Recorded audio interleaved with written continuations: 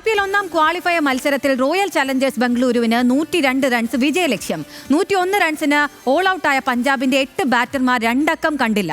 ബംഗളൂരുവിനായി സുയാഷ് ശർമ്മയും Josh ഹേസൽവുഡും 3 wicket നേടി. മനീഷ് ഐഷ മാത്യു തയ്യാറാക്കിയ വിവരങ്ങളുമായി മനീഷ് ഐഷ മാത്യു ഉണ്ട്. മനീഷ്, വിശദാംശങ്ങൾ.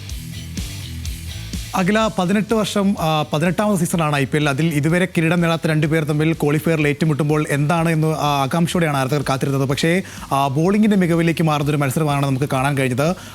പഞ്ചാബ് നിരയിൽ കേവലം 3 പേർക്ക് മാത്രമാണ് രണ്ടക്ക സംഖ്യ കാണാൻ പറ്റിയത്. ബാക്കി 8 പേരും രണ്ടക്ക സംഖ്യ കാണാതെ പുറത്തായപ്പോൾ കേവലം 101 എന്ന് പറയുന്ന സ്കോറിലേക്ക് 14.1 ഓവറിൽ പഞ്ചാബ് പുറത്താകുന്ന കാഴ്ചയാണ് നമുക്കിപ്പോൾ കാണാൻ കഴിഞ്ഞത്.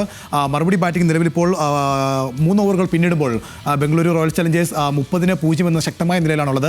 ഇനി കേവലം ഒരു 72 റൺസുകൾ മാത്രമാണ് ഇവർക്ക് മുന്നിലുള്ളത്. അങ്ങനെയെങ്കിൽ പഞ്ചാബിനെ തകർത്തുകൊണ്ട് തന്നെ ഒരു ഫൈനൽ പ്രവേശനം കൂടി RCB സ്വപ്നം കാണുന്നുണ്ട്.